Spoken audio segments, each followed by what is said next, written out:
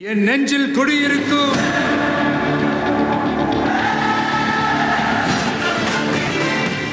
உங்க toilet cleaner bison toilet cleaner குவாலிட்டியை விட பெட்டர்னு நிரூபிச்சா உங்க மொத்த பணமும் ரீஃபண்ட். பைசன் டாய்லெட் கிளீனர் இப்போது 79 ரூபாயில்.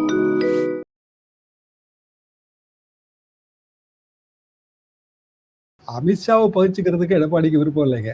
அமித்ஷா எல்லாரையும் ஒன்னா சேருங்கன்னு சொல்றாரு. சேர்க்க முடியாது. இப்ப சசிகலாவையும் ஓபிஎஸ் சேர்க்க முடியாது. அதுக்கு என்னென்ன காரணம் சொல்லியிருப்பாரு நேற்றுக்கு. அப்ப டிடிஏ சேர்த்துக்கலாம்ல அமித்ஷா. அவர் தனி கட்சி தானேங்க, தனி சின்னம் தானே. பாமக கூட்டணிக்கு வரும்போது, ஜான் பாண்டியன் கூட்டணிக்கு வரும்போது, புதிய நீதி கட்சி கூட்டணிக்கு வரும்போது, புதிய தமிழகம் கூட்டணிக்கு வரும்போது ஏன் அமமுக கூட்டணிக்கு வரக்கூடாதுங்கிற ஒரு நியாயமான கேள்வி வரும்ல அமித்ஷாவுக்கு. தாவேகா சொல்லுதுன்னா அவங்க இது வரைக்கும் ஆட்சிக்கே வந்தது இல்லை, வருவாங்களாங்கிறதெல்லாம் அவங்க சொல்றதுதானே தவிர ப்ரூவ்டா என்ன இருக்கு, ஒன்றும் கிடையாது. ஸோ அதை நம்பி காங்கிரஸ் கட்சி தாவேகா கூட்டணிக்கு போனா திமுக சந்தோஷமா போயிட்டு வாங்கன்ட்டுவாங்க. ஏன்னா அவங்களுக்கு 25 சீட்டு மிச்சம். இவங்க டார்ச்சர் வேற, ஆளுக்கு ஒன்னொன்னு சொல்லுவாங்க. டெல்லியில இருந்து பிளைட் ஏறதுக்கு முந்தைய ஏதாவது பேட்டியை கொடுத்துட்டு போயிடுவாங்க. இங்க எல்லாம் டிவிகள்லாம் அதை எடுத்து பிளே பண்ணும். அந்த 25 சீட்டை வச்சு வேற எத்தனையோ கட்சியை உள்ள கொண்டு வரலாம். காங்கிரஸ் வெளியில போனா 3% 4% நஷ்டம் வருங்க. கன்னியாகுமரி 4% நஷ்டத்தை ஈடுகட்ட முடியாதா? 25 சீட்டு மிச்சம் ஆகுறதுங்கிறது பெரிய லாபங்க. ஆனா திமுக அவங்களா போக சொல்ல மாட்டாங்க. என்ன காரணம்னா ரொம்ப ரொம்ப நாளா இருக்காங்க, நேஷனல் பாலிடிக்ஸ் இருக்கு. காங்கிரஸா வெளியில போச்சு அப்படின்னா அதை பத்தி திமுக கவலைப்படாது. தயாரிப்பாளர் முதல்ல முன்கூட்டியே திட்டமிட்டு சென்சார் ஒரு 10 நாள்ல எல்லா படத்துக்கும் கிடைக்கும்னா நம்ம படத்துக்கு 30 நாள் ஆகுங்கிறத டிசைட் பண்ணணும்ல அவரை. ஆனா அதுக்காக காங்கிரஸ் கட்சி களத்துக்குள்ள அரசியல் ரீதியாகி இறங்குது இல்ல, அது திமுக தரப்புக்கு கொஞ்சம் ஏமாற்றமா இருக்கும். ஏன்னா பராசக்திக்கு இந்த பிரச்சனை தானே, அப்போ யாருமே ட்வீட்டே போடலைங்களே அப்படின்னு அவங்க நினைப்பாங்க. பிஜேபியும் தாவேகாவும் சேர்ந்து இந்த வேலையை பாக்குறாங்க. எதனாலனா நீங்க எதிர்க்கிற மாதிரி நீங்க பலமா எதிர்த்தாதான் உங்களுக்கு இந்த சிறுபான்மையர் ஓட்டு எல்லாமே உங்களுக்கு வரும்ன்றத திமுகவுக்கு ஒரு டவுன்ஃபால் கொண்டு வரும் அப்படின்றதுக்காக தான் இந்த ஒரு வேலைகள் செயல் போயிட்டு இருக்குன்ற மாதிரி இணையத்துல நிறைய பரவிட்டு வருது சார். இது அரசியல் ரீதியாக இது இன்னொரு விசித்திரமான ஆங்கிளா தெரியுது. என்ன காரணம்னா அதிமுக கூட்டணி உறுதியாகி போயிட்டு இருக்கு, ஏதோ ஒரு சீட்டு முடிவாக போகுது. திமுக கூட்டணி ஏன் டிலே பண்றாங்கிற கேள்வி வரும். ஏன் டிலே பண்றாங்கன்னா அவங்க தொகுதி பங்கீடு குழுவெல்லாம் போட்டு அதுக்கு பிறகுதான் அந்த ஒர்க்கை ஸ்டார்ட் பண்ணுவாங்க. காங்கிரஸ் கட்சி முன்கூட்டியே போட்டுருச்சு, எங்களுக்கு சொல்லுன்னு அவங்க ப்ரெஷர் கொடுக்குறாங்க. ஏன் தொகுதி நம்பரை சொல்லு, நாங்க எப்பவுமே வேலை பார்க்க போறோம்னு. திமுக சிரிக்கிறான், நீங்க எந்த காலத்துல வேலை பார்த்தீங்க? ஏங்க உங்களுக்கு இதெல்லாம் தொகுதி 20 தொகுதி 30 தொகுதி சொல்லிட்டோன்னு வைங்க, உடனே போய் அங்க வேலை பார்த்துருவீங்களா? நீங்க மனசாட்சியோட பேசுங்க. பிராக்டிக்கலா இதாங்க நடந்துட்டு இருக்கு. ஆனா சொல்லுன்னு இவங்க பிரஷர் பண்றாங்க, அவங்க சொல்ல போறதே இல்லை. அவங்களுக்கு இன்னொரு நோக்கம் இருக்கு, சரி சொல்லாம எடுத்தோட வேற இடத்துக்காவது போறாங்கன்னா போட்டுங்க அப்படின்றாங்க.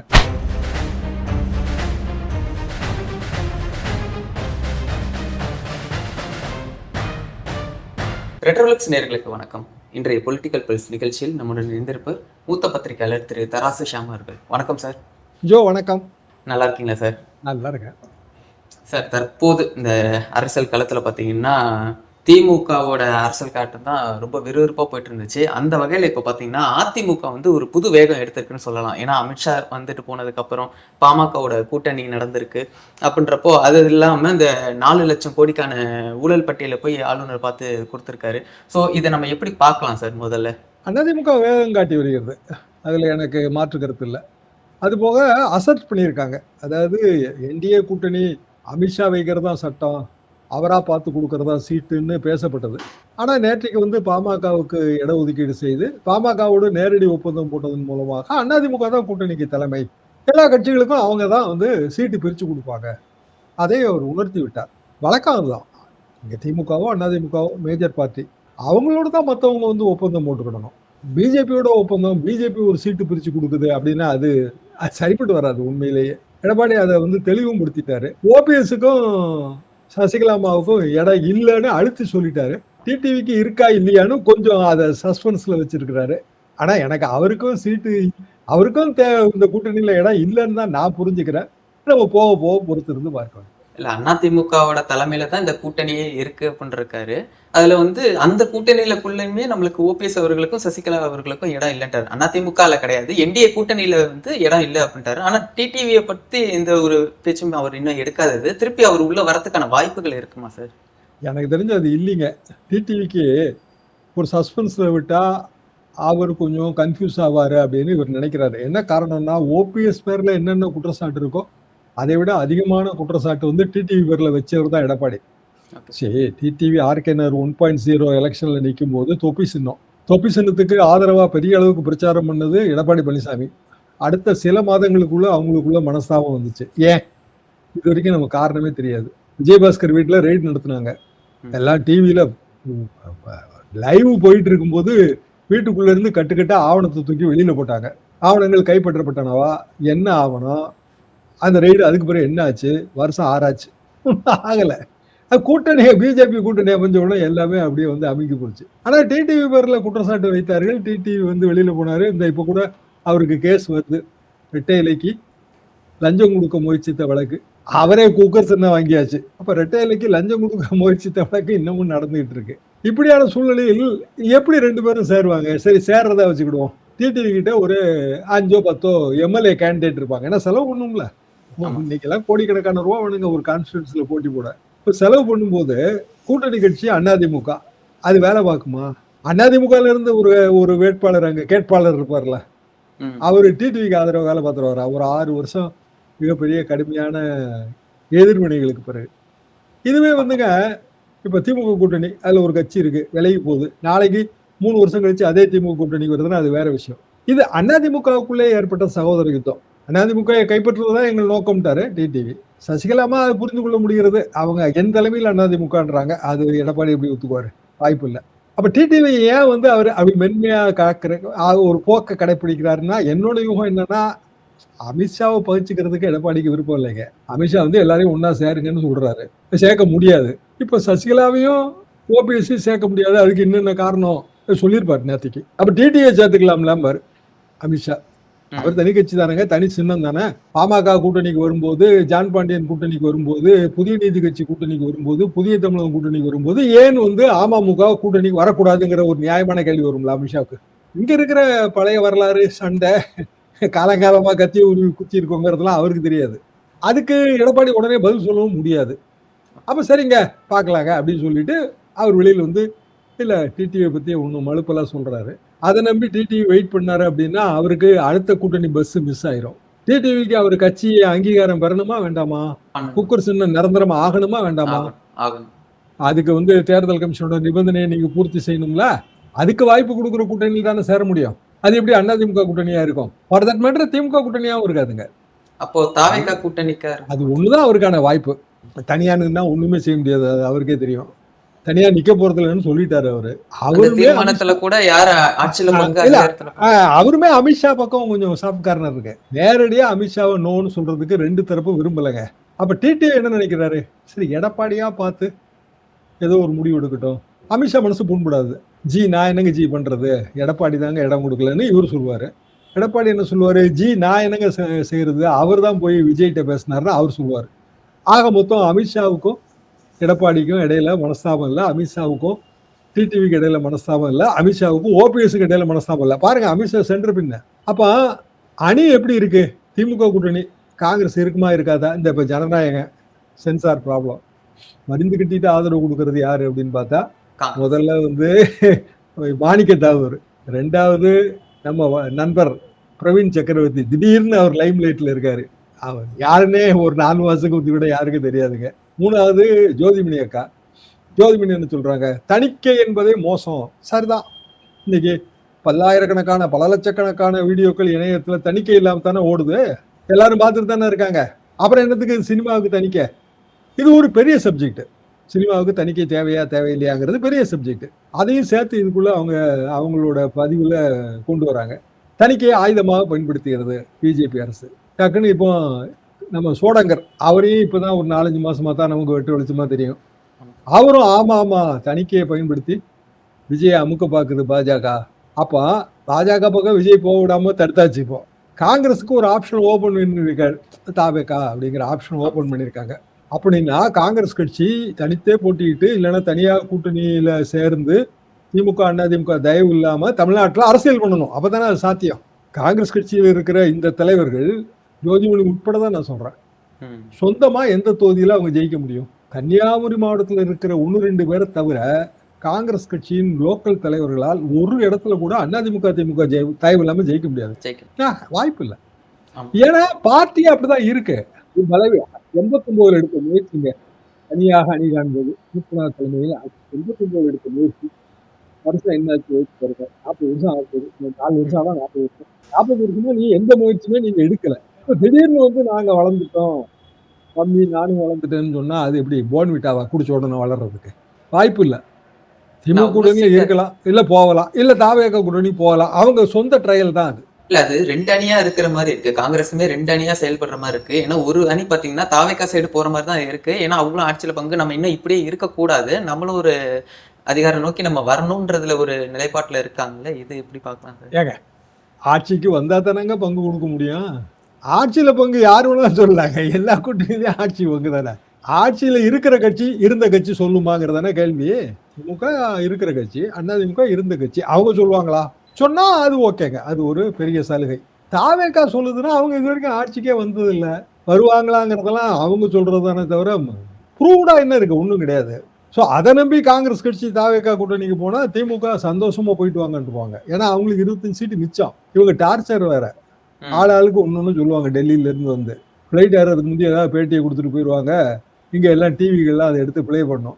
அந்த 25 சீட்டை வச்சு வேற எத்தனையோ கட்சியை உள்ள கொண்டு வரலாம். காங்கிரஸ் வெளியில போனா 3% 4% நஷ்டம் வருங்க. கன்னியாகுமரி தவிர 4% நஷ்டத்தை ஈடுகட்ட முடியாதா? பண்ணுவாங்க. யோசிச்சு பாருங்க கணக்கு. தேமுதிக 2% வரும்ல. ஈவன் டிடிவியே உள்ள கொண்டு வந்து 10 சீட்டு கொடுத்தா அவர் 2% 3% வருவார்ல. இருக்கிற கட்சி விசிகே அவங்களுக்கு எல்லாம் கூட சீட்டு கொடுக்கலாம்ல. 25 சீட்டு மிச்சம் ஆகுறதுங்கிறது பெரிய லாபங்க. ஆனா திமுக அவங்களா போக சொல்ல மாட்டாங்க. என்ன காரணம்னா ரொம்ப ரொம்ப நாளா இருக்காங்க. நேஷனல் பாலிடிக்ஸ் இருக்கு. காங்கிரஸா வெளியில போச்சு அப்படின்னா அதை பத்தி திமுக கவலைப்படாது. அடுத்த கட்டம் என்ன? அதிமுக கூட்டணி கிட்டத்தட்ட அது ஃபார்ம் ஆகி போகுது. இன்னமும் வந்து தேமுதிக எதுவுமே சொல்லல. புதிய தமிழகம், ஜான் பாண்டியன் இவங்க எல்லாம் வெயிட்டிங் தான். ஏன்னா எங்க ஆஃபர் கூட கிடைக்குங்கிறதா பாயிண்ட். அமேசான்லயும் தேடுவாங்க, பிளிப்கார்ட்லயும் தேடுவாங்க அவங்க சீட்டை. எங்க சீப்பா அது பாயிண்ட்டுங்க. அது ஒன்றும் செய்ய முடியாது. நம்ம திமுக இழுத்துக்கவும் பார்க்கும். சீட்டு வேணும். காங்கிரஸ் போனா சீட்டு கிடைச்சிரும். இந்த சீட் எடுத்த அவங்களுக்கு எடுப்புல பகிர்ந்து ஆமா எடுத்த எடுப்புல 25 சீட்டு மிச்சம். காங்கிரஸும் தாவேகாவும் சேரட்டும். சேர்ந்தா என்ன, சேர்ந்துட்டு போட்டோம். தாவேகா எப்படி பார்த்தாலும் இவங்க அவங்க எதிரியா தான். அவங்க திமுக தீய சக்தின்னு சொன்ன பிறகு அப்போ காங்கிரஸும் திமுக தீய சக்தின்னு சொல்லுதாங்கிற கேள்வி வரும்ல. சரி காங்கிரஸ் அப்போ ஈழத்தமிழர்களை கொண்டு குவித்த பாவி இல்லையா? அந்த கேள்வி வராதா? தாவேகாக்கு அது லாபமா நஷ்டமா? கிரீஷ் சோடகர்லாம் வந்து தாவேகாக்கு ஓட்ட வைத்திர போறாரா? இல்லை பிரவீன் சக்கரவர்த்திலாம் வந்து ஓட்ட வைத்திர போறாரா? ஜோதிமணி மட்டும் கரூரில் அவங்க செந்தில் பாலாஜி தயவு இல்லாமல் ஜெயிச்சிருவாங்களா? காங்கிரஸ் தன் நிலை உணர்ந்து பேசணும். இப்படி ரெட்டை குரலில் பேசுகிறவங்க, தேர்தலுக்கு முன்பு ஏதாவது கிளப்பி விடுறவங்க ஆபத்தானவர்கள். காங்கிரஸ் இன்னமும் அதை உணர்ந்ததாக தெரியல. ஜனநாயகன் சென்சார் இஷ்யூ வச்சு ஒரு பெரிய அரசியல் ஓடுதுன்னா அப்புறம் என்ன பண்ணுறது? பராசக்திக்கு சென்சார் இஷ்யூ இருந்ததுங்க. ஆமா சார். அதுவும் ரிவைசிங் கமிட்டிக்கு போச்சு. இன்னும் கொடுக்கலன்ற மாதிரி தகவல் வந்து இருக்கு. நேற்று வரைக்கும் இல்லை, ஃபிசிக்கல் சர்டிஃபிகேட் வரல. அது நம்ம சினிமாவுக்கு முன்னாடி ஒரு சென்சார் சர்டிஃபிகேட் காட்டுவாங்க இல்லைங்களா? அதுக்கு வந்து ஃபிசிக்கல் சர்டிஃபிகேட் கொடுத்தா தான் அதை ஷூட் பண்ணி நம்ம சேர்ப்போம். அது இன்னும் கொடுக்கல. பட் அந்த அஃபிஷியல் பேப்பர் வந்துருச்சு போல இருக்கு. புக்கிங் வந்து அவங்க ஓப்பன் பண்ணுறதுக்கு கொஞ்சம் ப்ரொடியூசர் சைடில் தயங்குது. ஆனால் நாளை கழிச்சு தான் படம் ரிலீஸு. ஸோ இன்னைக்குள்ளே அவங்களுக்கு வந்து சேர்ந்துடும். ஆனால் அவங்களும் சஃபர் ஆனாங்க. அதுக்காக சொல்ல வரோம். அதாவது சென்சாரை மத்திய அரசாங்கம் ஆயுதமாக பயன்படுத்துறது இது முதல் முறை அல்ல. எங்கள் காலத்தில் அன்பேவா படம், எம்ஜிஆர் படம், ஏவிஎம் படம், உதயசூரியனின் பார்வையிலே அப்படின்னு பாட்டு, தூக்கு தூக்கு உதயசூரியன் வேற கட்சியோட சின்னம் அப்படின்ட்டுச்சு. சென்சார் போர்டு 66 திமுக சின்னம் அது. அப்புறம் மண்டையை போட்டு குழப்பி உதயசூரியனுங்கிறது லிப்பு பொருந்தணும். அந்த காலத்தில் இவ்வளோ பெரிய டெக்னிக்கல் வசதி கிடையாதுங்க. புதிய சூரியனின் பார்வையிலேன்னு அதை மாற்றினாங்க. இந்த 66 எங்கள் கல்லூரி காலகட்ட கான்ட்ரவர்சிங்க. அது பேப்பரில் ரொம்ப தீவிரமாக படிச்சுட்டு இருந்தோம் அந்த காலத்தில். சென்சாரை ஆயுதமாக பயன்படுத்துவாங்க, மாற்றுக்கிறது இல்லை. ஆனால் அதை யார் யூகிச்சிருக்கணும்னா தயாரிப்பு நிறுவனம் யூகிச்சிருக்கணும். அப்போ விஜய் படத்தோட சென்சார் ப்ராப்ளம் வரும் அப்படின்னு யூகிக்க முடியாதான்னு நான் கேட்குறேன். பராசக்திக்கு சென்சார் ப்ராப்ளம் வரும்னு யூகிச்சிருப்பாங்களா? யூகிச்சிருக்க மாட்டாங்களா? கண்டிப்பாக. பராசக்தி படம், ஒரிஜினல் பராசக்தி படத்துலேயேங்க அம்பாள் எந்த காலத்தினடா பேசினாள் அவள் ஒரு கல் அப்படின்னு ஒரு வசனம் வருங்க. கட்டை போடுறான்ட்டாங்க சென்சார் 1950களில். படம் இப்போ பார்த்தீங்கன்னாலும் அம்பாள் எந்த காலத்தினடா பேசினாள் அது மட்டும் தான் கேட்கும். மற்றதெல்லாம் வந்து வெறும் மியூட்டு தான். அதெல்லாம் வந்து தயாரிப்பாளர் முதல்ல முன்கூட்டியே திட்டமிட்டு சென்சார் ஒரு 10 நாளில் எல்லா படத்துக்கும் கிடைக்கும்னா நம்ம படத்துக்கு 30 நாள் ஆகுங்கிறத டிசைட் பண்ணணும்ல அவரை. ஏங்க நீங்கள் ஒரு எங்கேயோ ஃப்ளைட்டு பிடிக்க போகிறீங்க அப்படின்னா கரெக்டாக அந்த டைமுக்கு முந்தி போவீங்க. டிராஃபிக் ஆகும், வண்டி ஏதோ பிரச்சனை பண்ணும் அப்படின்னு அரை மணி நேரத்துக்கு முந்தி குஷனி வைக்க மாட்டீங்களா? அது மாதிரி வச்சிருக்கணும்லன்றேன். அது அவங்க தப்பு. இவங்க அதை பயன்படுத்திக்கிட்டாங்க. ஆனா அதுக்காக வந்து காங்கிரஸ் கட்சி களத்துக்குள்ள அரசியல் ரீதியா இறங்குது இல்ல, அது வந்து திமுக தரப்புக்கு கொஞ்சம் ஏமாற்றமா இருக்கும். ஏன்னா பராசக்திக்கு இந்த பிரச்சனை தானே, அப்போ யாருமே ட்வீட்டே போடலைங்களே அப்படின்னு அவங்க நினைப்பாங்க. இல்ல இதே நிலையில போயிட்டு இருக்கும்போது ஜனநாயகன் அந்த படத்துக்கு பாத்தீங்கன்னா இது வந்து பிஜேபியும் தாவேக்காவும் சேர்ந்து பண்ற ஒரு சதி வேலை இது அப்படின்ற மாதிரி ஒரு பேச்சுக்களும் இணையத்துக்குள்ள பரவிட்டு இருக்குது. என்னன்னா நீங்க எதிர்த்த இணை இல்ல அதாவது பிஜேபியும் தாவேக்காவும் சேர்ந்து இந்த வேலையை பாக்குறாங்க. எதனாலனா நீங்க எதிர்க்கிற மாதிரி நீங்க பலமா எதிர்த்தாதான் உங்களுக்கு இந்த சிறுபான்மையர் ஓட்டு எல்லாமே உங்களுக்கு வரும்ன்றத வந்து திமுகவுக்கு ஒரு டவுன்ஃபால் கொண்டு வரும் அப்படின்றதுக்காக தான் இந்த ஒரு வேலைகள் செயல் போயிட்டு இருக்குன்ற மாதிரி இணையத்துல நிறைய பரவிட்டு வருது சார். இது அரசியல் ரீதியாக இது இன்னொரு விசித்திரமான ஆங்கிளா தெரியுது. என்ன காரணம்னா சிறுபான்மையினர் ஓட்டு வங்கி 3ங்க. இஸ்லாமியர்கள், கிறிஸ்தவர்கள், மொழி சிறுபான்மையினர் மற்றும் இதர சிறுபான்மையினர். இதர சிறுபான்மையினர் ரொம்ப நம்பர் கம்மி. இதுல மொழி சிறுபான்மையினர் ரொம்ப ஸ்ட்ராங். நீங்க சென்னையெல்லாம் எடுத்தீங்கன்னா 18-20% தெலுங்கு மொழி பேசுபவர்கள். நீங்க பார்டர்ல எடுத்தீங்கன்னா மலையாள மொழி பேசுபவர்கள் இருக்காங்க, கன்னட மொழி பேசுபவர்கள் இருக்காங்க. அவங்களும் இந்த சிறுபான்மை லிஸ்டுக்குள்ள தான் வராங்க. அவங்க பல்வேறு கட்சிகளுக்குள்ள இருக்காங்க, விஜய் கட்சியிலையும் இருப்பாங்க. ஆனா பெரும்பாலும் என்ன பேசப்படுகிறதுனா கிறிஸ்தவர்கள் வந்து விஜய்க்கு ஆதரவு அப்படி கிடையாதுங்க. அதுல வந்து இளைஞர்களா இருக்கிறவங்க, யுவதிகளாக இருக்கிறவங்க எல்லாரையும் மாதிரி விஜய்க்கு ஆதரவு. இது நீங்க வன்னியர் கம்யூனிட்டிலையும் பார்க்கலாம், பிராமின் கம்யூனிட்டிலையும் பார்க்கலாம், நாடார் கம்யூனிட்டிலையும் பார்க்கலாம், மொழியர் கம்யூனிட்டிலையும் பார்க்கலாம், தேவர் கம்யூனிட்டிலையும் பார்க்கலாம். அது என்னன்னா வயசு. சினிமாவை ரசிச்சு அப்படியே வரும்போது அவங்க வந்து ஏஜென்ட் ஆஃப் சேஞ்ச் அப்படின்னு விஜய் நினைக்கிறாங்க. மாறுதலுக்கான சாவி. திமுக ஓட்டு போட்டோம், அண்ணா திமுக ஓட்டு போட்டோம், என்னங்க லாபம்? இவனுக்கே 20 வயசு தான் ஆகுது, அதுக்குள்ள உங்களுக்கு என்ன லாபம் கிடைக்கும்? 40 வயசுக்காரன் 50 வயசுக்காரன் தானே, எனக்கு என்ன லாபம்னு நினைக்கிறோம். ஆனா இங்க 20 வயசு காலேஜே முடிச்சிருக்க மாட்டாங்க. என்ன லாபம்? திமுகவுக்கு அண்ணா திமுகவுக்கும் மாறி மாறி ஓட்டு போட்டு என்ன லாபம் பண்றோம்? இது வந்து ஒரு மைண்ட் செட். எல்லா தேர்தலையும் இது 10-15% இருக்கு. எல்லா தேர்தல்கள்லையுமே வந்து கொஞ்சம் யங்ஸ்டர்ஸ் அவங்க சீமானுக்கு ஓட்டு போட்டுட்டு இருந்தாங்க. அந்த மைண்ட் அப்படித்தான் இருக்கும். ஆனா இது மட்டுமே வந்து வெற்றி தோல்வியை தீர்மானிக்காது. காரணம் களப்பணி. தேர்தல்லாம் வந்து டஃப் டாஸ்க்குங்க. பெரிய பெரிய விற்பனர்களே வந்து கசங்கி போய் நிற்பாங்க. வாக்குப்பதிவு அன்னைக்கோ அதுக்கு முந்தி ஒரு 20 நாள் பாருங்க, 20 நாளைக்கு பாருங்க. பெரிய பெரிய ஜாம்பவான்கள், பல தேர்தல்கள் கண்டவங்க, தோல்வி வெற்றி எல்லாம் பார்த்தவங்க, அவங்களே விழிபிதிங்கிடுவாங்க. புதுசா களத்துக்கு வர்றவங்களுக்கு திக்குமுக்கே தெரியாதுங்க. ஏங்க ஒரு எம்எல்ஏ கான்ஸ்டிடுவன்சி எவ்வளவு பெருசு தெரியுமா? நம்ம கான்ஸ்டிடுவன்சில இந்த ஊர் வருதா வரலையான்னு தெரிஞ்சுக்கிறதுக்கே ஒரு அனுபவம் வேணுங்க. அது அப்படியே வந்துகிட்டே இருக்குங்க. திடீர்னு பார்டர் மாதிரி அது இன்னொரு கான்ஸ்டிடுவன்சியோட ஒரு கார்னருக்குள்ள போய் சேர்ந்துருவாங்க. ஒரே ஊர் மாதிரி தெரியுங்க. ஊர்களே அதை நல்லா பார்க்கலாம், கிராமங்கள்லயே. அந்த ஊர்ல ஒரு பகுதி வந்து இன்னொரு கான்ஸ்டிடுவன்சியா இருக்கும், ஒரு பகுதி இன்னொரு கான்ஸ்டிடுவன்சியா இருக்கும். அதெல்லாம் தெரிஞ்சுக்கிட்டாலும் அது பெரிய வேலை, சாமானிய விஷயம் கிடையாதுங்க. தேர்தல்ங்கிறது பணம் எல்லாம் ஜாதி எல்லாம் இருக்குங்க. அதெல்லாம் போக இது, அதாவது அந்த அனுபவம், தொகுதியோட குறுக்கு வெட்டு தோற்றத்தை புரிந்து கொள்கிற தன்மை, அது தேர்தல் தான் அது முன்னேறும். திமுக உடனே இந்த அனுபவத்தை அடையல. 57ல இருந்து அவங்க தேர்தல் களம் பாக்குறாங்க. அதிமுக உடனே அனுபவம். பல தேர்தல் களங்களை கண்டவர்கள். விஜய்க்கெல்லாம் இன்னும் டைம் எடுக்கும். அது விஜயோட கட்சிக்காரர்களுக்கு இன்னும் டைம் எடுக்கத்தாங்க செய்யும். அப்போ வந்து இந்த அனுபவஸ்தர்கள் உதவியா இருப்பாங்க. இப்போ காங்கிரஸ் கட்சி அனுபவஸ்தர்கள் தான் உதவியா இருப்பாங்க. அப்படின்னா காங்கிரஸ் கட்சி பலவீனமா இருக்கு. டிடிவி உதவியா இருப்பாங்கன்னா ஒரு சில தொகுதிகளில் தான் அவங்க உதவியா இருப்பாங்க. அவங்களுக்கும் தமிழ்நாடு பூராவும் செல்வாக்கு கிடையாது. ஓபிஎஸ் உதவியா இருப்பாரு, தமிழ்நாடு பூராவும் செல்வாக்கு கிடையாது. இதுதான் இதுல இருக்கிற சிக்கல்ங்க. இந்த சிக்கலை தாண்டி இவங்க வரணும் அப்படின்னா அதிமுக கூட்டணி உறுதியாகி போயிட்டு இருக்கு. ஏதோ ஒரு சீட்டு முடிவாக போகுது. திமுக கூட்டணி ஏன் டிலே பண்றாங்கிற கேள்வி வரும். ஏன் டிலே பண்றாங்கன்னா அவங்க வந்து தொகுதி பங்கீடு குழுவெல்லாம் போட்டு அதுக்கு பிறகுதான் அந்த ஒர்க்கை ஸ்டார்ட் பண்ணுவாங்க. காங்கிரஸ் கட்சி முன்கூட்டியே போட்டுருச்சு. எங்களுக்கு சொல்லுன்னு அவங்க ப்ரெஷர் கொடுக்குறாங்க. ஏன் தொகுதி நம்பரை சொல்லு, நாங்க எப்பவுமே வேலை பார்க்க போறோம்னு. திமுக சிரிக்கிறான். நீங்க எந்த காலத்துல வேலை பார்த்தீங்க? ஏங்க உங்களுக்கு இதெல்லாம் தொகுதி 20 தொகுதி 30 தொகுதின்னு சொல்லிட்டோன்னு வைங்க, உடனே போய் அங்க வேலை பார்த்துருவீங்களா? நீங்க மனசாட்சியோட பேசுங்க. காங்கிரஸ் கட்சிக்கு 30 தொகுதிங்க, 30 தொகுதியில நீங்க வேலை பார்த்துருவீங்களா? உடனே என்ன இன்ஃப்ராஸ்ட்ரக்சர் இருக்கு உங்களுக்கு? எத்தனை தொகுதி கொடுத்தாலும் நாங்க தானங்க வேலை பார்க்க வரணும், நீங்க கம்முன்னு இருங்கன்றாங்க திமுக. பிராக்டிக்கலா இதாங்க நடந்துட்டு இருக்கு. ஆனா சொல்லுன்னு இவங்க ப்ரெஷர் பண்றாங்க. அவங்க சொல்ல போறதே இல்லை. அவங்களுக்கு இன்னொரு நோக்கம் இருக்கு. சரி சொல்லாம எடுத்தோன்னா வேற இடத்துக்காவது போறாங்கன்னா போட்டுங்க அப்படின்றாங்க. எல்லா நண்பர்களும் எல்லா கட்சியும் இருக்காங்களேங்க. இத்தனை வருஷத்தை தாண்டி வந்துட்டோம் பத்திரிகையாளர்னா. அவங்கதான் ஃப்ரீ அண்ட் ஃபேரா அவங்க ஓப்பனா சொல்ல முடியாது, கட்சி தடுக்குது.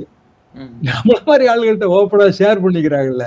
அப்போ இப்போதைக்கு என்ன நிலவரம் அப்படின்னா திமுக அதிமுக ரெண்டும் தான் வந்து அந்த 1 and 2ங்கிற பொசிஷன்ல இருக்கு. சார் அடுத்தது பார்த்தீங்கன்னா அன்புமணி அவர் பாமக கூட்டணி வந்து அதிமுகவோட பாமக கூட்டணி முடிவாயிருச்சு. அந்த 17 சீட்டு வந்து ஒரு ராஜ்யசபா சீட்டும் சொல்லி பேசியிருக்காங்க. இது வந்து ராமதாஸ் அவர்கள் இன்னைக்கு ஒரு பேட்டியில வந்து அது செல்லாது அப்படின்னு சொல்லியிருக்காரு. இதை எப்படி பார்க்கலாம் சார்? செல்லாது சொல்ல அர்த்தம் இல்லை. என்ன காரணம்னா, பாமக தேர்தல் ஆணையத்தை பொறுத்த வரைக்கும் அன்புமணி அவர் தலைமையிலான குழு மாம்பழ சின்னம் இது முடிவாயிடுச்சு. அதுல நம்ம டிஸ்பியூட் கிளப்பணும். டிஸ்பியூட் கிளப்பணும்னா வெறுமனே பதிவு பெற்ற கட்சியோட எந்த சர்ச்சையும் தேர்தல் ஆணையம் அதை அவங்க ரொம்ப ஓப்பனா சொல்லிட்டாங்க டெல்லி உயர்நீதிமன்றத்துல. ஏன் விசாரிக்காதுன்னா, இந்தியா முழுசும் பல ஆயிரக்கணக்கில் பதிவு பெற்ற கட்சி இருக்கு. ஒவ்வொரு கட்சி பஞ்சாயத்துக்கும் இவங்க போய் உட்காருது அப்படின்னா அவர் தேர்தல் ஆணையத்துக்கு வேற வேலையே இருக்காது. ஸோ அது நீ கோர்ட்ல போய் டிசைட் பண்ணிக்கன்றாங்க. இவங்க கோர்ட்டுக்கு போக மாட்டாங்க. 2 தரப்புமே போகல. அப்படின்னா என்ன ஆகும்? நாளைக்கு வந்து இவங்க பெட்டிஷன் போடுவாங்க. அன்புமணி இந்த மாதிரி பண்ண இது வந்து தவறு, டிஸ்பியூட் ஆகும். டிஸ்பியூட்டை வந்து தேர்தல் ஆணையம் விசாரிக்காது. ஆனா ஒரு 2 தரப்புமே வந்து ANB ஃபார்மை இஷ்யூ பண்ணாங்கன்னா 2 தரப்புக்கும் கொடுக்காது. அவ்வளவுதான். அந்த ரிஸ்க் அதிமுக எடுத்துக்குது. மாம்பழமே இல்லாட்டாலும் பரவாயில்ல. அன்புமணி தலைமையிலான பாமகவுக்கு 17 சீட்டு. ராஜ்யசபா சீட்டு அது ரொம்ப சிரிப்பா இருக்குங்க. என்ன காரணம்னா, ராஜ்யசபா தேர்தல் முதல்ல குறிப்பிட்டபடி நடக்குமா? சட்டமன்ற தேர்தல் முந்திருச்சுன்னா என்ன பண்ணுவாங்க? நடக்காத தேர்தலுக்கு எத்தனை சீட்டு கொடுத்தா என்ன, கொடுக்காட்டா என்ன? அந்த கணக்கு சும்மாங்க. அது யாருக்கு தேமுதிகவுக்கு ஆஃபர் பண்ணாலும் அதே கதி தான். நடந்தால்தான் அது கொடுக்க முடியும். நடக்காத தேர்தல் கொடுக்க முடியாது. அப்பவும் 2 தான் இருக்கு அதிமுகவுக்கு. நடக்கிறதா வச்சுக்கிட்டா கூட 2ல 1 பாமகவுக்கு 1 தேமுதிகவுக்குன்னு கொடுத்துட்டா அதிமுக காரங்க என்ன பண்ணுவாங்க? ரொம்ப கடினமான விஷயம் அதெல்லாம். அப்போ டாக்டர் என்ன பண்ணுவாருங்கிறதான் கேள்வி. பெரிய டாக்டர் என்ன பண்ணணும்? கோர்ட்டுக்கு போயிருக்கலாம். டெல்லி உயர் நீதிமன்றம் அவமதிப்புன்றாரு. நீதிமன்ற அவமதிப்பா எப்படி இது மாறும்? நீதிமன்றம் ஏதாவது கட்டளை போட்டு அதை நிறைவேற்றாம இருந்தா தானே நீதிமன்ற அவமதிப்பு வரும். ஏங்க, சுவாமிநாதன் தீபம் ஏற்றணும் ஒரு கட்டளை போட்டாருங்க, ஏத்தல. நீதிமன்ற அவமதிப்பு வழக்கு நடத்தினாங்க. இதுல கட்டளையே இல்லையே. விசாரிச்சுட்டு டிஸ்போஸ் பண்ணிடுச்சு டெல்லி உயர் நீதிமன்றம். எப்படி டிஸ்போஸ் பண்ணுச்சுன்னா, தேர்தல் ஆணையத்தோட அபிடவிட்டையும் கணக்கில் எடுத்துக்கிட்டாங்க, இவங்க அபிடவிட்லையும் கணக்கில் எடுத்து பதிவு பண்ணிட்டு டிஸ்போஸ் பண்ணிட்டாங்க. கட்டளை இல்லை, உறுத்து கட்டளை இல்லை. நீதிமன்ற அவமதிப்பு ஆகாது. அப்படின்னா டாக்டர் எல்லா தொகுதியிலையும் அன்புமணி கேண்டிடேட்டை எதிர்த்து கேண்டிடேட் போடணும். தோக்கடிக்கணுங்கிற நோக்கத்தோட கேண்டிடேட் போடணும். கொஞ்சம் ஓட்டு வருங்க, வராதுன்னு சொல்ல முடியாது. டாக்டருக்கு ஒரு மரியாதை இருக்கு, ஓட்டு வரும். இல்லையே அவரும் தாவே காணிக்கு போகணும். கண்டிப்பா நம்ம இன்னொரு காணொலியில நம்ம கண்டிப்பா சார். மிக்க நன்றி. என் நெஞ்சில் குடியிருக்கும்